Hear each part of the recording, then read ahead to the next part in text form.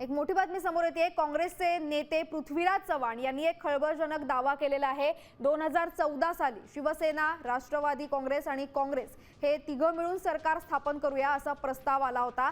असा एक खळबळजनक दावा पृथ्वीराज चव्हाण यांनी केलेला आहे। मी तेव्हाच प्रस्ताव धुडकावून टाकल्याचं सुद्धा चव्हाण म्हणालेले। तर 2019ला फडणवीस मुख्यमंत्री होऊ नयेत म्हणून प्रस्ताव मीच पुढे नेल्याचा सुद्धा दावा चव्हाण यांनी केलेला आहे। त्यांच्या या दाव्यामुळे राजकीय वर्तुळात खळबळ उडाली।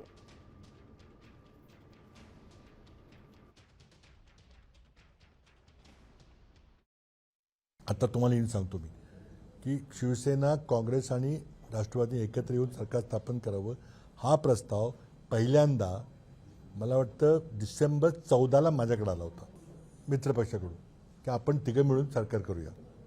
किती 2014ला आमचा पराभव झाला आणि भाजपचं सरकार आलं, त्यावेळेला आलं होतं की यांना घालूया आपण तिघं मिळून करूया। बाकी पुढचं काय कोण होणार कोण ते नव्हतं झालं होतं। मी तिथल्या तिथं उभ्या उभ्याच प्रस्ताव रिजेक्ट केला, पण 19ला मीच तो प्रस्ताव पुढे नेला। का नेला? 19ला पुन्हा जर देवेंद्र मुख्यमंत्री झाले तर आपलं काही खरं आहे राहणार नाही, कारण शेवटी पैशापुढं काही चालत ते आपण बघतो आता रोज। आणि म्हणून आम्ही तो प्रस्ताव दिल्लीला तिथं त्यांनी रिजेक्ट केला, बिलकुल चालणार नाही।